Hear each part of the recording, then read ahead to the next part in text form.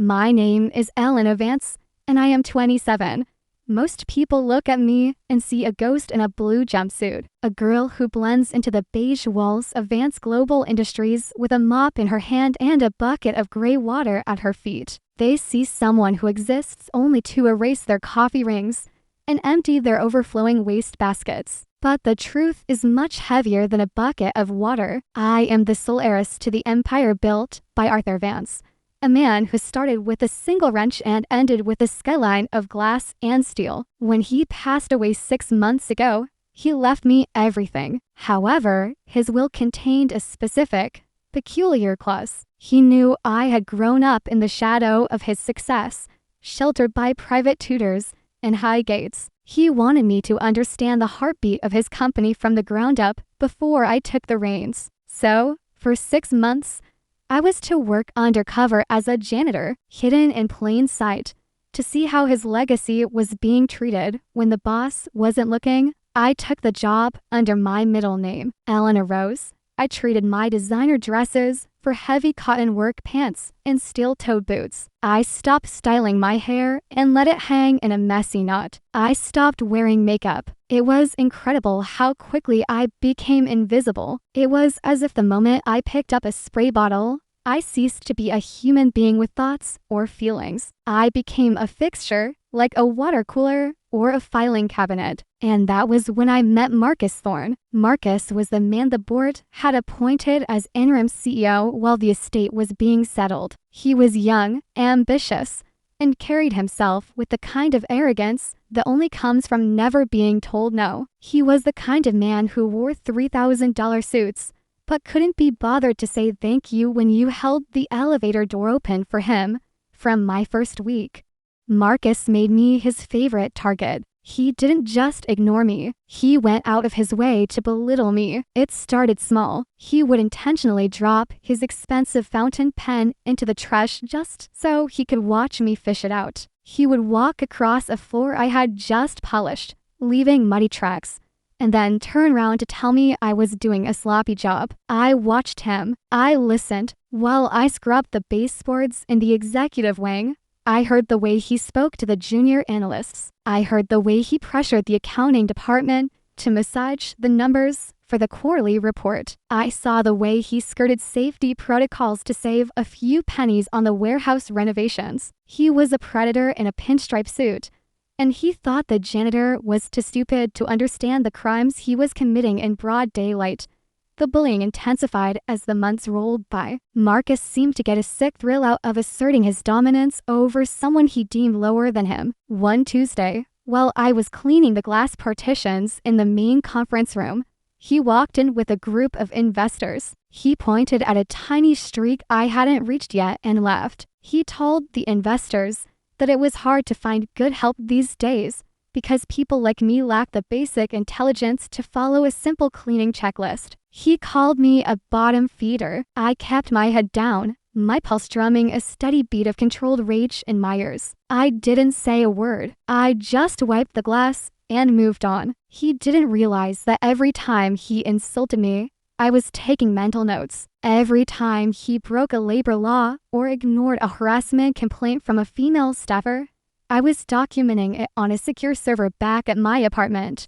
I lived a double life that was becoming increasingly exhausting. By day, I was the girl who smelled like bleach and took the service elevator. By night, I was reviewing the company's legal filings and preparing for the day the clock would run out on my grandfather's challenge. I saw the rot Marcus was spreading through the company. He was firing long-term employees who were 5 years away from retirement just to boost the year-end bonuses for the top brass. He was cutting corners on the cleaning supplies, forcing us to use chemicals that were actually harmful to the respiratory systems of the night shift crew. When I tried to bring it up to the floor manager, I was told to shut up and keep mopping or I'd be out on the street. Marcus had created a culture of fear, and he was the king of the mountain. The breaking point came during the final week of my 6-month stint. The board of directors was scheduled for a massive annual review. This was the day Marcus hoped to be confirmed as the permanent CEO.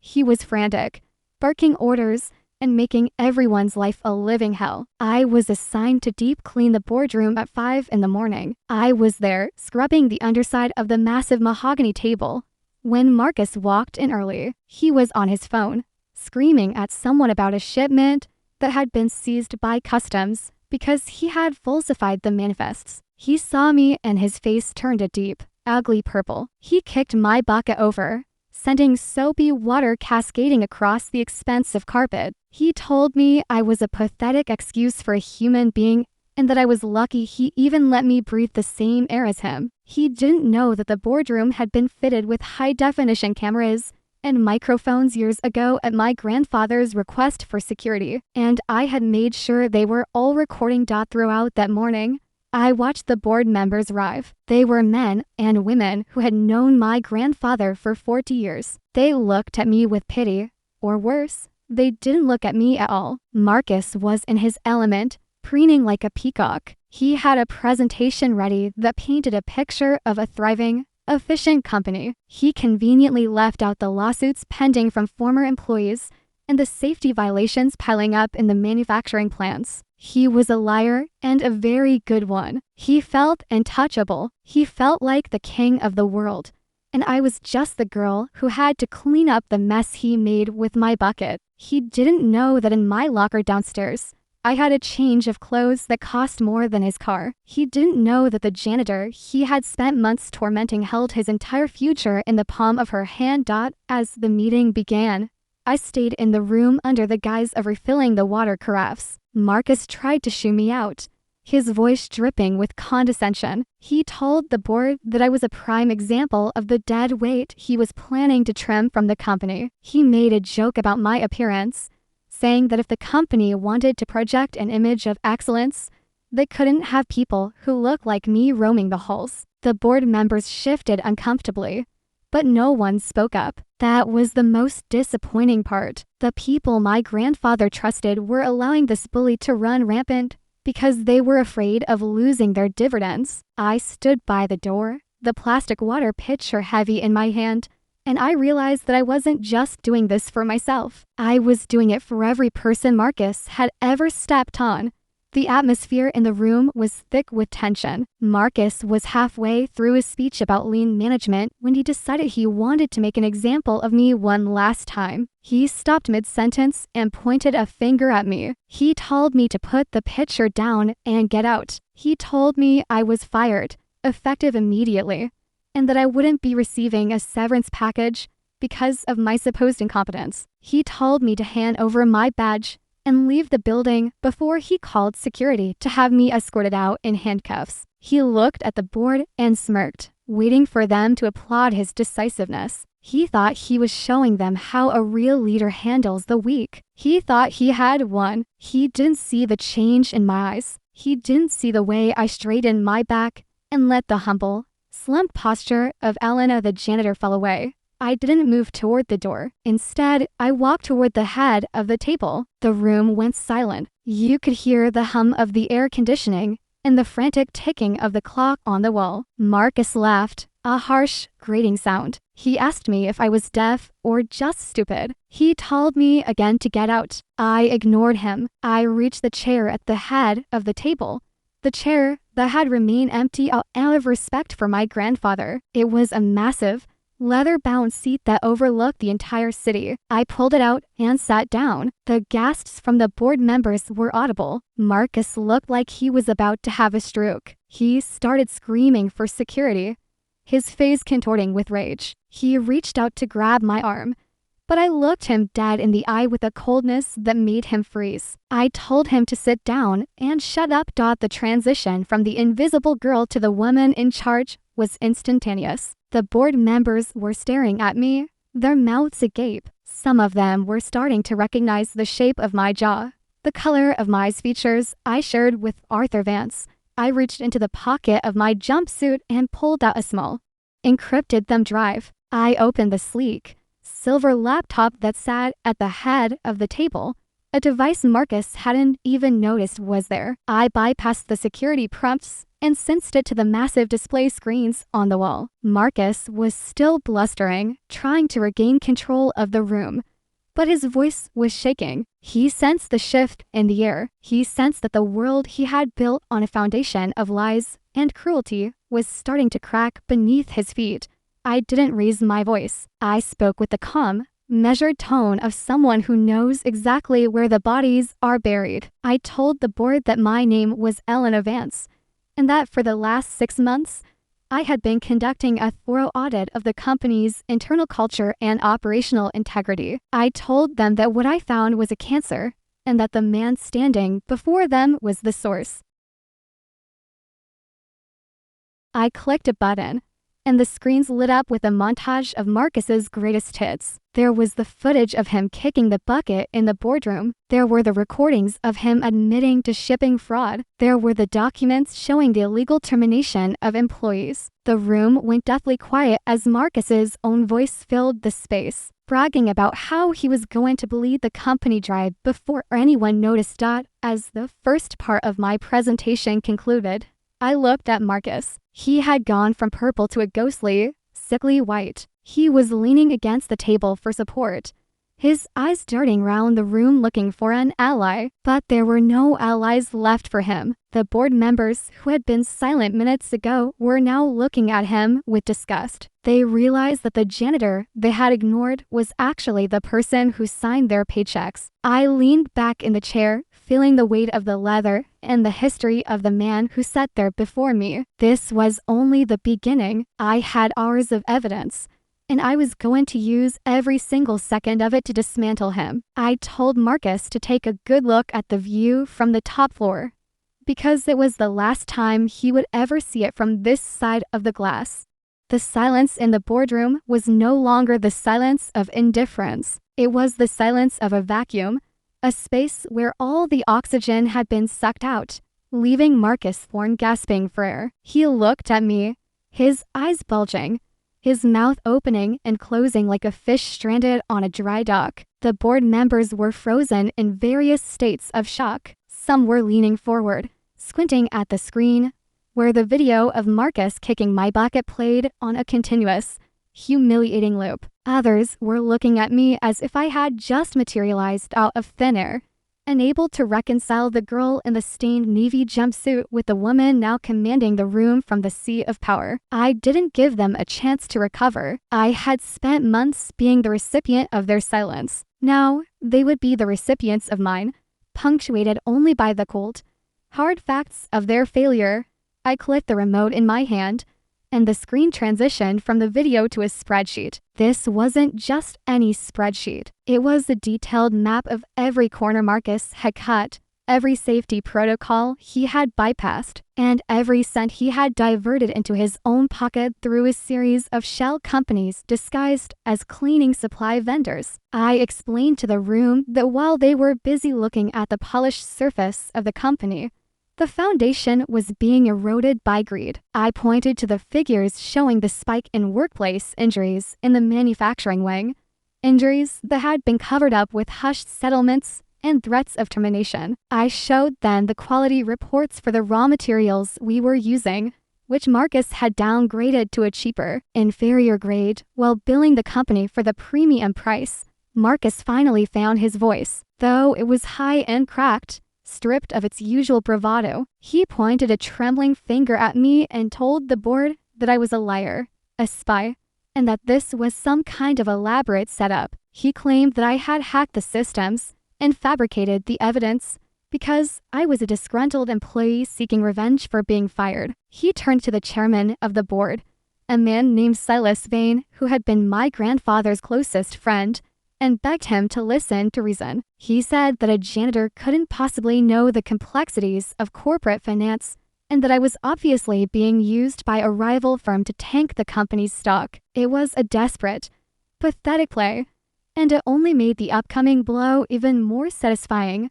I looked at Silas, who was staring at me with a mixture of dawning realization and profound shame. I told the room that my grandfather didn't just leave me the company. He left me the eyes to see it clearly. I told them that the reason I knew the complexities of the finance department was because I had spent my nights auditing the books that Marcus thought were hidden behind layers of encryption. I revealed that my degree wasn't in custodial services, but in forensic accounting and business law from the very institutions they boasted about on their own resumes. I hadn't just been cleaning floors. I had been cleaning the house of the filth that had accumulated since my grandfather's passing.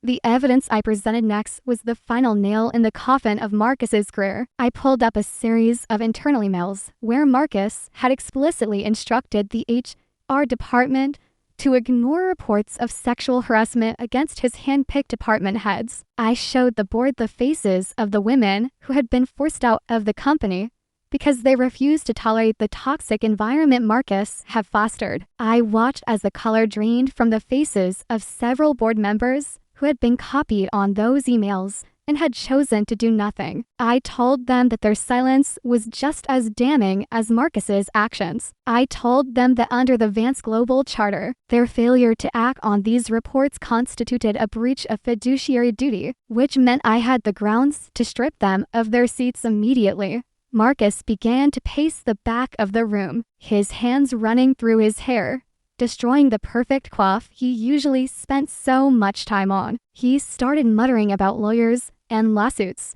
threatening to sue me for defamation and breach of privacy. I simply smiled a slow, deliberate smile that didn't reach my eyes. I told him that he was more than welcome to call his lawyers, but I reminded him that the building we were currently standing in, the servers he used for his emails, and the very chair he was currently too afraid to sit in were all property of the Vance estate. I informed him that I had already filed a formal complaint with the SEC and the Department of Labor 30 minutes before I walked into this room. The authorities were likely already at his penthouse apartment with a search warrant. The panic in the room was palpable now. The board members began to turn on each other, whispering and pointing fingers, trying to distance themselves from the sinking ship that was Marcus Thorne. Silas Vance stood up, his voice heavy with regret. He addressed me as Miss Vance, a title I hadn't heard in months, and asked what I intended to do next. I told him that the first order of business was to clear the air literally. I opened the heavy curtains of the boardroom, letting the bright, unforgiving sunlight flood the space. I told them that the era of shadows and secrets was over. I was firing Marcus Thorne for cause, effective 10 minutes ago. I was also suspending the entire board of directors pending a full, independent investigation into their negligence. Marcus lunged toward the table, reaching for the laptop, perhaps thinking he could delete the evidence if he could just get his hands on it. But I had anticipated that, to men in dark suits,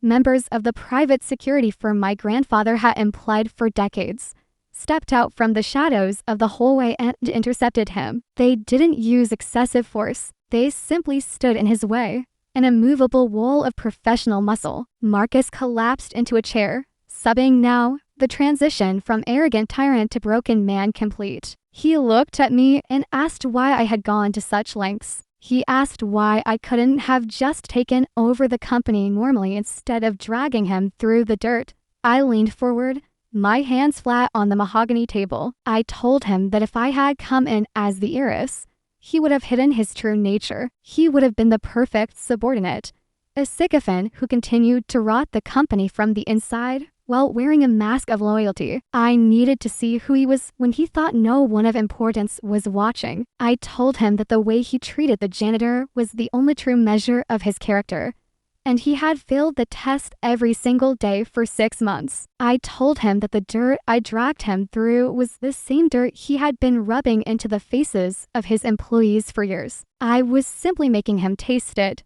I then turned my attention to the board. I told them that for the next 72 hours, the company would be under my direct command. I had already prepared a press release announcing the leadership change and the initiation of a comprehensive internal audit. I told them that any board member who wished to resign immediately would be allowed to do so with their current stock options intact, provided they signed a non-disclosure agreement regarding the specifics of the investigation. However, anyone who stayed and was found to have been complicit in Marcus's illegal activities would be prosecuted to the fullest extent of the law. One by one, the men and women who had ignored me for months began to stand up and walk toward the exit, their heads bowed as the room emptied, leaving only me, Marcus, and the security guards. The weight of the moment began to settle on my shoulders. The jumpsuit felt heavy, the smell of bleach still clinging to my skin, a reminder of the months I had spent in the trenches. I looked at Marcus, who was now staring vacantly at the floor. I told him that the security guards would escort him to his office to collect his personal belongings, but that his company-issued phone and laptop were to remain on his desk. I told him that his access badges had already been deactivated and that he was barred from entering any Vance Global property ever again. He didn't even look up as they led him away. I was alone in the boardroom for the first time. The sun was beginning to set, casting long, golden shadows across the table. I walked over to the window and looked down at the city. I could see the tiny figures of people leaving work, the lifeblood of the city moving through the streets. I thought about the janitorial staff in the basement, the people I had shared coffee and complaints with for the last half year. I thought about the manufacturing workers and the office clerks who had lived in fear of Marcus's temper. For the first time since my grandfather died, I felt like I was exactly where I was supposed to be, but the battle was far from over. Cleaning a building is easy. Cleaning a multi-billion-dollar corporation is a different kind of labor entirely. I picked up the phone on the table and dialed the number for the head of human resources. She answered on the first ring, her voice trembling. I told her that my name was Elena Vance and that I needed a list of every employee who had been fired or forced to resign in the last 6 months. I told her that we were going to make things right, starting tonight. I also told her to order the best catering in the city for the night shift janitorial crew. They were going to have a meeting in the executive lounge, and for the first time in this company's history, they were going to be the guests of honor. I hung up the phone and looked at my reflection in the glass. The girl in the jumpsuit was still there, but the heiress was finally awake. The transition from being the girl who mopped the floors to the woman who owned the floor was not as seamless as I had imagined it would be in my dreams of late night preparation. As the heavy doors of the boardroom clicked shut behind the disgraced board members, the silence that followed was thick and heavy, like the humidity before a summer storm. I stood there, still clad in my navy blue jumpsuit, the fabric stiff with the dried remnants of cleaning solution and the sweat of a long morning's labor. I looked at the empty chairs, the discarded pens, and the half-filled water glasses. This was the battlefield. It didn't look like much, but the lives of thousands of employees were tethered to the decisions made in this room. I walked back to the head of the table and sat down, not as an act of defiance this time, but as an act of duty. I pulled my phone from the pocket of my jumpsuit. It was a burner phone I had used for months, but now I pulled out my primary device, a high-end encrypted phone that had been dormant for half a year. I messaged my legal team and my private investigators. I told them the hammer had dropped. Within minutes, the quiet of the executive floor was broken by the sound of heavy footsteps. My personal security team, men who had served my grandfather for decades, moved into position at every exit. This was a hostile takeover of my own company, and I wasn't taking any chances. I knew Marcus Thorne wasn't the type to go quietly into the night. A man the arrogant always has a backup plan, a hidden blade tucked into his sleeve for when the odds turn against him. I spent the next 3 hours in a whirlwind of activity. I met with the head of IT and watched as they remotely wiped Marcus's access to the company's cloud infrastructure. We found that he had been attempting to transfer several $1 million to an offshore account in the Cayman Islands even as I was speaking to the board. The transfer was flagged and frozen just in time. I felt a grim sense of satisfaction. If he had been a little less greedy, he might have escaped with a small fortune. Instead, he was going to leave with nothing but the clothes on his back and a mountain of legal trouble. I authorized the IT department to grant me full administrative access to every executive's email archive. The rot went deep, and I was going to find every single pocket of infection. Around 7 in the evening, I went down to the locker rooms. I stood in front of the small metal box that had been my only private space for 6 months. I pulled up my uniform, the one I had worn to my grandfather's funeral. It was a charcoal gray suit, tailored to perfection, sharp enough to cut glass. I took a long, hot shower in the executive gym, scrubbing away the smell of bleach and the grime of the janitor's life. As the water hit my skin, I felt the transition finalizing. The undercover mission was over. The observation phase was complete. Now, it was time for the execution. When I stepped out and looked in the mirror, I didn't see Eleanor Rose anymore. I saw Elena Vance. My eyes were harder, my posture more rigid. I looked like a woman who was ready to burn the old world down to build something better. I headed to the executive lounge on the 40th floor. As I had instructed, the night shift janitorial crew was there. There were 12 of them, men and women I had worked alongside for months. They were standing awkwardly in the plush, velvet-carpeted room, looking at the spread of gourmet food as if it were a trap. They were still in their uniforms, their faces etched with the fatigue of a life spent in the shadows of others. When I walked in, they didn't recognize me at first. I was the woman in the expensive suit, not the girl who helped them move the heavy floor buffers. Then, Mrs. Gable, a woman in her 60s who had been like a mother to me during my time undercover, gasped. She looked at my face, then at my eyes, and her hand went to her mouth. I walked over to her and took her hands in mine. I told them all the truth. I told them who I was and why I had been there. I saw the shock on their faces, followed by a fleeting moment of betrayal. And finally, a cautious hope. I explained that I had seen how they were treated, how their safety was ignored, and how their wages had been stagnated while the executives took record bonuses. I told them that as of tomorrow, every member of the custodial and maintenance staff was getting a 30% raise. I told them that we were implementing a new health and safety protocol that they would help design. I wasn't just giving them a handout. I was giving them a seat at the table. We sat together and ate. And for the first time in that building, the laughter wasn't forced and the conversation wasn't hushed. But while I was sharing a meal with the heart of the company, the Vipers were still circling. My security lead, Miller, stepped into the lounge and whispered in my ear. He told me that Marcus Thorne had left the building, but he hadn't gone home. He had gone to a private club downtown to meet with Silas Vane and 2 other board members who had just resigned. They were plotting. They knew the audit would uncover more than just Marcus's greed. It would uncover the kickbacks and the insider trading that Silas had been involved in for years. They were planning to challenge the will, claiming that my grandfather wasn't of sound mind when he wrote the undercover clause. They wanted to tie me up in court for years, draining the company's resources while they stripped what was left of the assets. I thanked Miller and told him to keep a close watch. I wasn't worried. My grandfather was the most meticulous man I had ever known. He had filmed his sessions with his lawyers and his doctors. He had documented his mental acuity every single day until the end. He knew this move was coming. In fact, he had counted on it. He wanted me to see the true faces of the people he had surrounded himself with. He wanted me to know who to trust and who to destroy. I spent the rest of the night in my new office, the one that used to be Marcus's.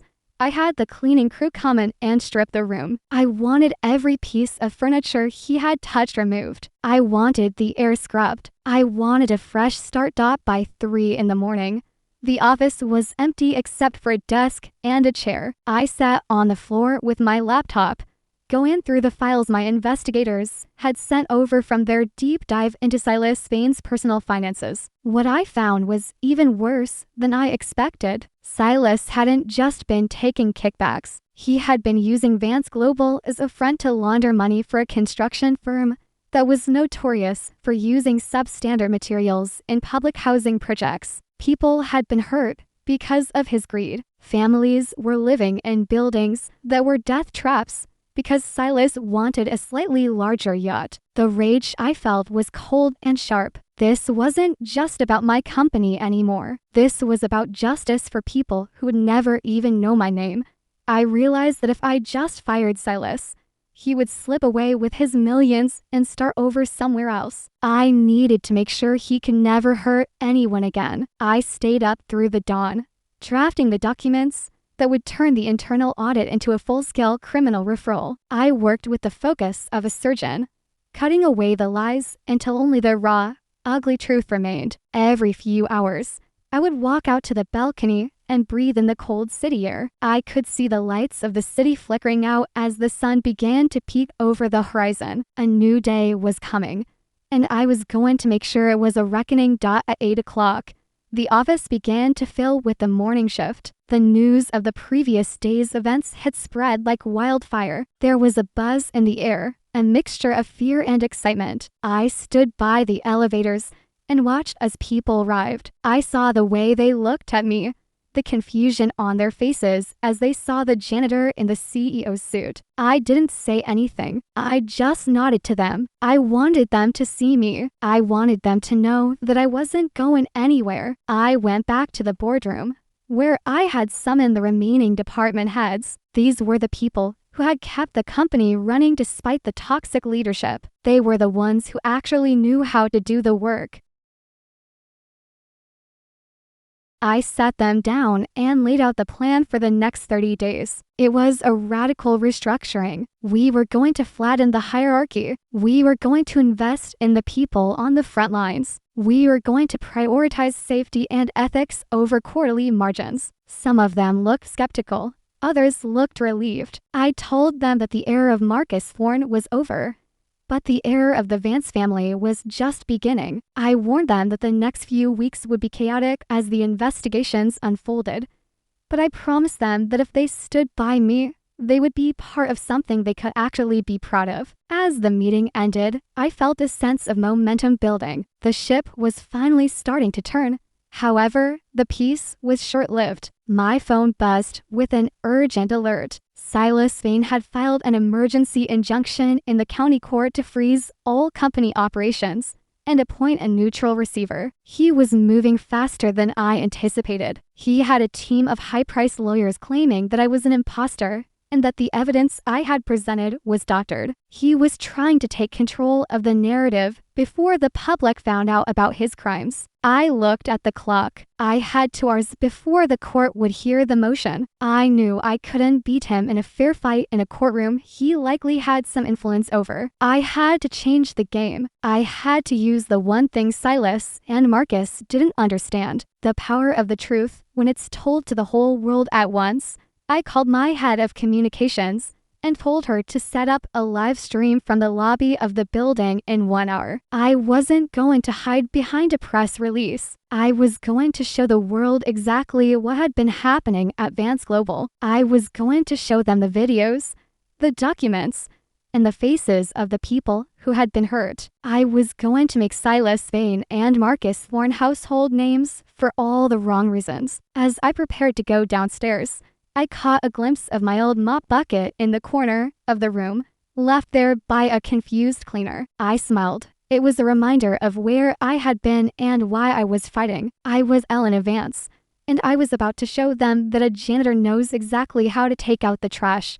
The lobby of the Vance Global headquarters was a cathedral of glass and cold marble, a space designed to make the individual feel small and the corporation feel eternal. But on this morning, the atmosphere had shifted. It didn't feel like a temple of commerce. It felt like a courtroom. I stood at the top of the grand staircase, looking down at the swarm of reporters, employees, and curious onlookers. The air was thick with the smell of rain from the streets and the electric hum of a dozen news cameras. I could see Silas Vane standing near the entrance, flanked by a phalanx of lawyers who looked like they were carved from ice. He saw me, and for a fleeting second, his mask of composure slipped. He looked at me with a hatred so pure it was almost physical. He thought he could still win. He thought his influence and his connections could bury the truth under a mountain of legal filings. He was wrong. I began to walk down the stairs, my heels clicking against the stone in a steady, rhythmic cadence. Behind me, on the massive digital display that usually showed stock prices and corporate slogans, a different kind of data began to appear. I didn't wait for the cameras to start rolling. I started speaking as soon as I reached the podium. I told the world that for 6 months, I had been the person who cleaned their toilets and emptied their bins. I told them that I had seen the hidden reality of one of the most powerful companies in the country. I didn't speak with the rehearsed polish of a CEO. I spoke with the raw clarity of a witness. I told the stories of the warehouse workers whose lungs were scarred by the cheap chemicals Marcus had forced them to use. I told the stories of the women who had been silenced by non-disclosure agreements and the threat of poverty.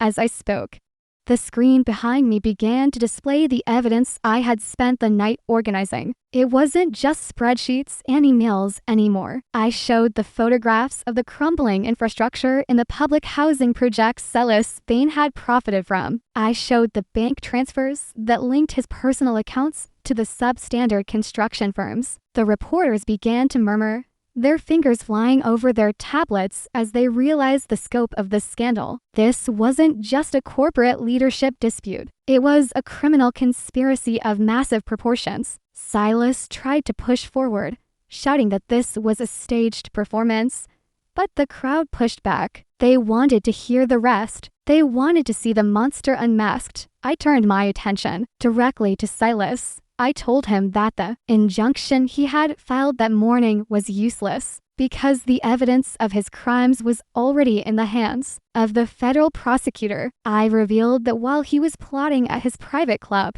I had been on a conference call with the Department of Justice. I told the cameras that I was waiving all corporate privilege and opening the company's books to a full public investigation. I wasn't just firing the board. I was dismantling the very system that allowed men like him to operate with impunity. I told him that the Vance name stood for something more than just profit, and he had stained it for the last time. The reaction was instantaneous. One of the lawyers whispered something in Silas's ear, and his face went from a defiant red to a sickly, pale gray. He looked around the lobby, realizing that there was no way out. The cameras were recording his every twitch, his every sign of guilt. He turned and tried to leave the building, but the doors were blocked by the same security team that had escorted Marcus Thorne out the day before. Only this time, they weren't alone. 3 plainclothes officers stepped forward and intercepted him. I watched as the man who had been my grandfather's closest friend was read his rights in front of the world. It was a moment of profound sadness and absolute justice. With Silas gone, the energy in the room shifted from confrontation to a strange quiet. I looked at the employees who were gathered in the balconies, in the hallways. These were the people who actually made the company work. I told them that from this moment on, Vance Global was changing its focus. We were going to liquidate the assets of the construction firms involved in the scandal and use the funds to rebuild the public housing projects with the highest quality materials available. We are going to establish a multi-million-dollar fund to provide healthcare and compensation for any employee who had suffered under the previous administration's neglect. I told them that the era of being invisible was over. In my company, there would be no lowly jobs, only essential ones. In the days that followed, the fallout was immense. The stock price took a temporary dive, but the public support for my transparency was overwhelming. Customers who had boycotted the brand returned, and for the first time in years, the company's internal morale was at an all-time high. I didn't move into the executive penthouse. Instead, I stayed in my modest apartment, taking the bus to work every morning. I wanted to stay connected to the reality of the people I served. I spent my mornings walking the floors, not with a mop this time, but with a notebook, listening to the ideas and the concerns of everyone from the mailroom to the marketing department. I realized that revenge isn't about hurting people. It's about restoring balance. It's about taking the power away from those who abuse it and giving it back to those who have earned it. Marcus Thorne was eventually sentenced to 5 years for fraud and embezzlement. Silas Vane is still fighting his charges in court, but his reputation is ruined beyond repair. They lost everything they cared about: their status, their wealth, and their pride. But the people they stepped on were finally rising. The janitors, the clerks, and the factory workers were the ones who truly owned the company now, because they were the ones who cared about its soul. My grandfather's will was more than just a challenge. It was a gift. It gave me the perspective to see that the most important people in any building are often the ones who are noticed the least. It taught me that leadership is a service, not a privilege. As I sit here today in the CEO's office, I still keep my old janitor's badge in the top drawer of my desk. It serves as a reminder that no matter how high I climb, I must never forget what it feels like to be at the bottom. I must never forget the weight of the mop or the smell of the bleach, because that was where I found my strength, and that was where I found the truth. The journey hasn't been easy, and there are still many messes left to clean up, but every morning when I walk through those glass doors, I do so with a clear conscience. I know that I am not just building a company. I am building a legacy that my grandfather would be proud of. I am Elena Vance, and I am no longer a ghost in the hallway. I am the woman who took out the trash and found a diamond in the rough. My calm revenge wasn't a single act of anger. It was a long, steady process of making things right. And I am just getting started. Thank you for listening to my story and for standing by me through the darkest hours of this journey. If you believe that justice should always prevail and that no one is truly invisible, please subscribe to my channel, My Calm Revenge. There are many more stories to tell and many more truths to uncover. Together, we can make sure that the voices of the unheard are finally, loudly, and clearly heard. Subscription request for my channel, My Calm Revenge.